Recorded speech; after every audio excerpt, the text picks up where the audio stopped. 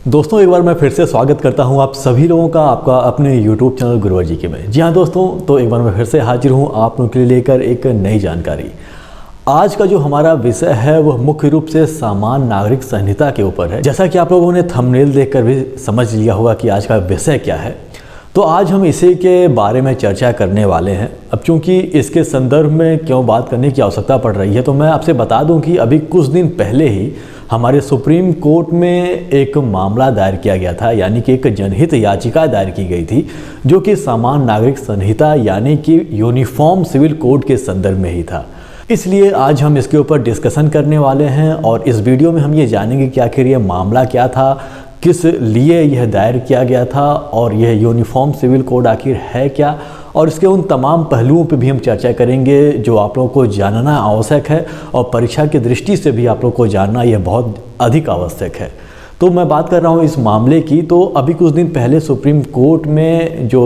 हमारे मुख्य न्यायाधीश हैं सुप्रीम कोर्ट के, जो कि DY चंद्रचूड़ जी हैं और एक PS नरसिम्हा जी हैं, उनके पीठ ने एक सुनवाई की थी। एक जनहित याचिका दायर किया गया था कुछ लोगों के द्वारा। उसमें ये मामला आया था कि अभी आप लोग जानते हैं कि कुछ राज्यों के द्वारा एक प्रकार का आयोग का गठन किया जा रहा है, जो उसके बारे में पता लगाएगी कि उनके प्रदेश में कैसे ये जो सामान्य नागरिक संहिता है उसे लागू किया जा सकता है या फिर उसे किस प्रकार से लागू किया जाना चाहिए। इस सभी चीज़ों के बारे में जानकारी हासिल करने के लिए विभिन्न जो राज्य सरकारें हैं वह कई प्रकार के आयोग का गठन कर रही हैं। तो ये मामला इसी के संदर्भ में था। तो जिन्होंने यह याचिका दायर किया था, जनहित याचिका दायर किया था, उनकी मांग ये थी कि ये जो राज्य सरकार अपने अपने स्तर पे यह जो सभी आयोग का गठन कर रहे हैं इस पे प्रतिबंध लगा दिया जाना चाहिए सुप्रीम कोर्ट के द्वारा, क्योंकि यह गैर कानूनी है, गैर संवैधानिक है। उनका ये मानना था कि जो हमारा सामान्य नागरिक संहिता है उसके बारे में जो हमारे संविधान में जिक्र मिलता है वह भाग 4 के राज्यों के नीति निर्देशक तत्व के जो हमारा अनुच्छेद 44 है उसमें मिलता है। अनुच्छेद 44 में ये कहा गया है कि जो संपूर्ण भारत में है एक प्रकार का सामान्य नागरिक संहिता लागू किया जाना चाहिए, यानी कि यूनिफॉर्म सिविल कोड लागू किया जाना चाहिए, जिसका आधार ये है कि भारत में जितने भी नागरिक हैं उनके ऊपर समान कानून लागू हो, यानी कि उनके अपने अपने धर्म के अनुसार कानून ना हो बल्कि संविधान के अनुसार एक बराबर कानून सबके ऊपर लागू हो। ये भारतीय संविधान के अनुच्छेद 44 में कहा गया है, जो कि राज्यों के नीति निर्देशक तत्व हैं। तो यहाँ पे यही मामला था कि उसमें बताया गया है कि यह संपूर्ण भारत पे लागू किए जाने की बात की गई है, तो यह राज्य अपने अपने स्तर पे ऐसा कार्य क्यों कर रहे हैं। हालांकि इस केस की सुनवाई के दौरान जो हमारे चीफ जस्टिस जी हैं DY चंद्रचूड़ जी और एक और जो जज थे जो कि PS नरसिम्हा जी थे, इन्होंने इस जो मामला था इसे खारिज कर दिया। इन्होंने कहा कि यह मामला सुनवाई योग्य नहीं है, इसलिए यह मामला सुना नहीं जा सकता है। और उनका क्या तर्क था उसके ऊपर हम बात करेंगे। उन्होंने मुख्य रूप से अनुच्छेद 162 की बात की। अब अनुच्छेद 162 क्या कहता है इसके बारे में थोड़ा सा जान लेते हैं। तो अनुच्छेद 162 ये बताता है कि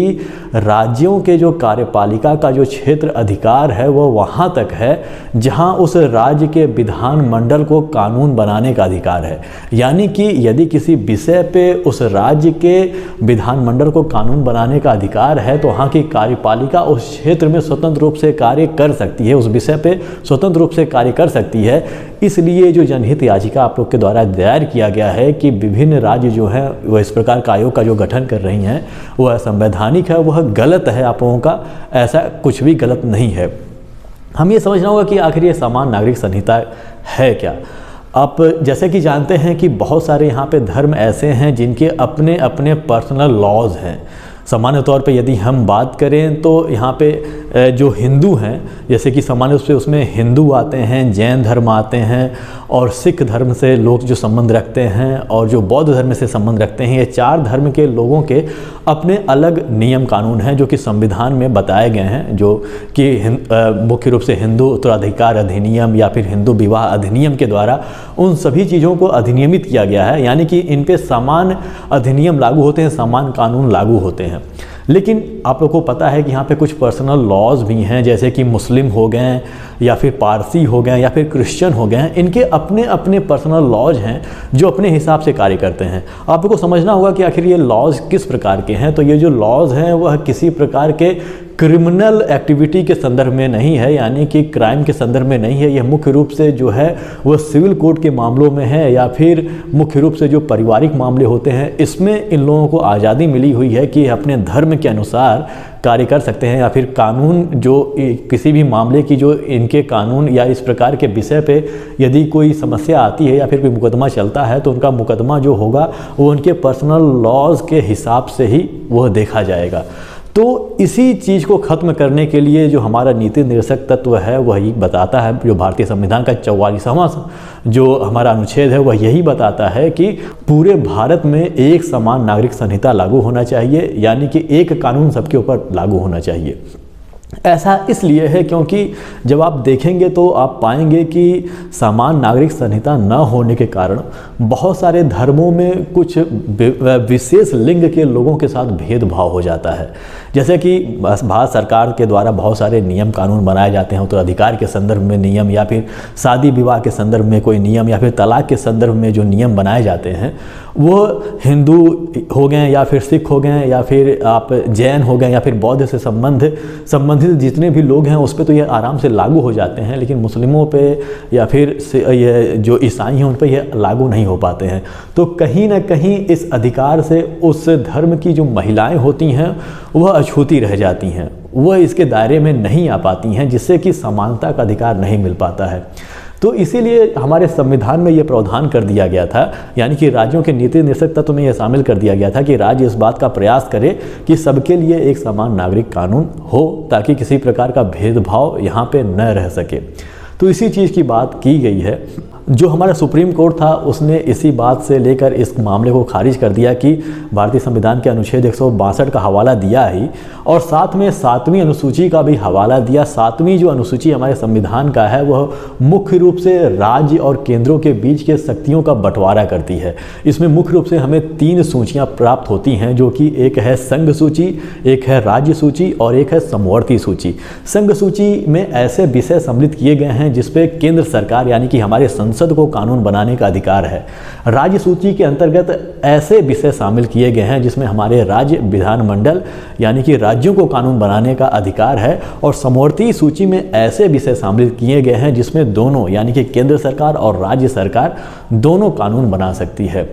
अब उसमें यह भी बताया गया है कि यदि समवर्ती सूची के विषय पे यदि कोई राज्य कानून बनाता है और बाद में उसी विषय पे यदि केंद्र भी कानून बनाता है, यानी कि संसद भी यदि कानून बनाता है, तो बाद में ये होगा कि जो केंद्र सरकार का जो नियम है, जो नया कानून बनाया गया है, वही उस राज्य में भी लागू होगा जहां की विधानमंडल ने पहले ही इसके संदर्भ में कानून बना दिया था। अनुच्छेद 162 की बात करें, जो कि सुप्रीम कोर्ट के चीफ जस्टिस यानी कि DY चंद्रचूड़ ने भी इसके बारे में बात कहा था कि वह ये बताता है कि किसी भी राज्य की कार्यपालिका का जो कार्य क्षेत्र है वो वहाँ तक है, उसका विस्तार उस स्थान तक है जहाँ तक किसी विषय पर उस राज्य के विधानमंडल को कानून बनाने का अधिकार है। और बशर्ते ये है कि यदि उस कानून को या फिर उस विषय पे यदि संसद भी कानून बनाती है तो जो संसद का जो कानून होगा वही ऊपर होगा और जो राज्य का कानून होगा वह नीचे आ जाएगा। अब इसमें देखिए सबसे बड़ी बात यह है कि जो समान नागरिक संहिता है उसके विषय को आप जब गहराई से समझेंगे तो इसमें मुख्य रूप से शादी के संदर्भ में हो गया, तलाक के संदर्भ में हो गया, गोद लेने के संदर्भ में हो गया, उत्तराधिकार के नियम के संदर्भ में हो गया और वसीयत के संदर्भ में हो गया। इसमें लोगों को छूट मिली हुई अपने अपने धर्म के अनुसार कार्य करने की। अब इन्हीं विषयों पे यदि राज्य कानून बनाती है तो आपको समझना होगा कि ये सभी के सभी जो विषय हैं वह 7वीं अनुसूची के अंतर्गत समवर्ती सूची में शामिल हैं, जिस पे स्पष्ट रूप से यह कहा जा सकता है कि राज्य भी इस पे कानून बना सकती है। इसलिए इस मामले को खारिज कर दिया गया, इसलिए इस मामले को हटा दिया गया और कहा गया कि जो राज्य कर रही हैं वह सही है, वह ऐसा कर सकती हैं, किसी प्रकार के संविधान का इसमें संवैधानिक कानून का इसमें अतिक्रमण नहीं किया जा रहा है। आपको एक बात और समझना होगा कि ये मामला आखिर उत्पन्न क्यों हुआ। तो जैसा कि आप लोग जानते हैं कि इस समय बहुत सारे ऐसे राज्य हैं, मुख्य रूप से ऐसे राज्य जहाँ पे बीजेपी का सरकार है, बीजेपी की सरकार है, वहाँ पे बहुत सारे राज्यों ने अलग अलग आयोग का गठन किया है इस चीज़ के लिए। इसी के संदर्भ में ये मुकदमा दायर हुआ था, आप लोग समझ सकते हैं। और सबसे बड़ी बात यह है कि अभी हाल ही में गुजरात हो गया और उत्तराखंड हो गया, वहाँ पे भी इस प्रकार के आयोग का गठन किया गया है, इस प्रकार के विभाग का गठन किया गया है जो इस बात का पता लगाएगी कि यह आखिर कैसे इस प्रदेश में लागू किया जा सकता है। तो इसी के संदर्भ में यह मामला था। यहाँ पे देखिए सबसे ज़रूरी चीज़ कि जो एक पेंच और फंसता है इस मामले में, अब जो कि कुछ लोग जो इसके पक्षकार हैं और जो इसके विपक्षी हैं, यानी कि कुछ लोग ऐसे हैं जो समान नागरिक संहिता लागू करना चाहते हैं देश में, वह चाहते हैं कि समान नागरिक संहिता लागू हो, कुछ लोग चाहते हैं कि नहीं हो। तो इसके संदर्भ में जो तर्क देते हैं वह मुख्य रूप से हमारे मौलिक अधिकार का तर्क देते हैं। और मौलिक अधिकार में ऐसे दो बिंदु, यानी कि दो मौलिक अधिकार ऐसे हैं जो आपस में एक दूसरे को खारिज कर देते हैं, यानी कि दो एक दूसरे के खिलाफ यहाँ पे साबित हो जाते हैं। जब हम बात करेंगे हमारे मौलिक अधिकार जो कि हमारे भाग 3 में, यानी कि भारतीय संविधान के भाग 3 में दिया हुआ है, हमारे मौलिक अधिकार जो दिए हुए हैं, उसका जो 14वां अनुच्छेद है वह यह कहता है कि समान रूप से सबको अधिकार मिलना चाहिए, यानी कि राज्य जो है वह विधायी तौर पे लोगों को समानता का अधिकार प्रदान करेगा और समान संरक्षण प्रदान करने का कार्य करेगा। यानी कि यहाँ पे समानता का अधिकार जब बात की जाती है, तो जब हम यहाँ पे पर्सनल लॉज की बात करते हैं तो कहीं ना कहीं यह अधिकार छूट जाता है, यानी कि यहाँ पे समान रूप से सबके ऊपर कानून लागू नहीं हो पाता है, या फिर समान रूप से सबके ऊपर कानून का संरक्षण प्राप्त नहीं हो पाता है। ख़ास तौर पे यदि मुस्लिम महिलाओं की बात करें तो उसमें देखिए तलाक के संदर्भ में बहुत सारे ऐसे दाव पेच थे या फिर बहुत सारी ऐसी समस्या थी जिससे उन्हें जूझने की समस्या हो रही थी, उन्हें बहुत अधिक समस्या हो रही थी इस चीज़ को लेकर, और राज्य भी इसके संदर्भ में कुछ नहीं कर पा रहा था क्योंकि उनके अपने पर्सनल लॉज थे। तो यहाँ पे आप देखेंगे कि अनुच्छेद 14 में जहाँ पे समानता की बात की गई है, वहीं अनुच्छेद 25 में ही, जो कि एक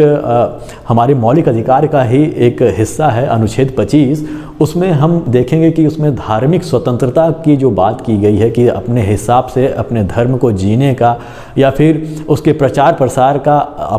हमें अधिकार है। तो ये कहीं ना कहीं दोनों बात एक दूसरे को क्रॉस करती हैं, एक दूसरे की विपरीत साबित होती हैं। यानी कि एक मौलिक अधिकार हमें ये बताता है कि राज्यों को सबको समान रूप से ट्रीट करना चाहिए, समान रूप से सबको जो विधि का संरक्षण है सबको प्राप्त होना चाहिए। वहीं हमारा जो अनुच्छेद 25 है वो ये कहता है कि लोगों को अपने धर्म के अनुसार जीने का अधिकार है। तो ये कहीं ना कहीं एक दूसरे को क्रॉस करती हैं। तो ये कोई बहुत बड़ा मामला नहीं है, यदि हमारी सरकारें चाहेंगी तो समान नागरिक संहिता ला सकती है। और यह बात हो सकता है कि सुप्रीम कोर्ट में भी बाद में उठाया जाए अनुच्छेद 25 को लेकर और अनुच्छेद 14 को लेकर। तो ये कोई बहुत ज़्यादा बड़ा मामला नहीं है। तो दोस्तों यही मामला था। आशा करता हूँ कि आपको जो बारीक पहलू थे वो आपको समझ में आ गया होगा। यदि इसके संदर्भ में कोई और जानकारी हमें मिलती है तो एक दूसरा वीडियो के माध्यम से भी हम उसकी जानकारी आपको दे सकते हैं। यदि वीडियो अच्छी लगी हो तो इसे लाइक कर दीजिएगा, हमारे चैनल को सब्सक्राइब कर दीजिएगा और बेल आइकन भी प्रेस कर दीजिएगा ताकि जब हम नई वीडियो लेकर आएँ तो उसकी जानकारी आपको हो सके। दोस्तों हमारी वीडियो ज़रूर शेयर करिए, क्योंकि देख रहा हूँ कि बहुत अधिक इसमें व्यूज़ नहीं आ रहे हैं। अपने दोस्तों के साथ इसे प्रसारित करें, उन्हें भेजें, जिसको इसकी आवश्यकता है उनके पास शेयर करें ताकि यह जानकारी अधिक लोगों तक पहुँच सके और उनके पेपर यानी कि उनके एग्जामिनेशन के लिए भी एक प्रकार की तैयारी उनकी पुख्ता हो सके। तो हमारे साथ बने रहने के लिए बहुत बहुत धन्यवाद। मिलते हैं अपने अगले वीडियो में।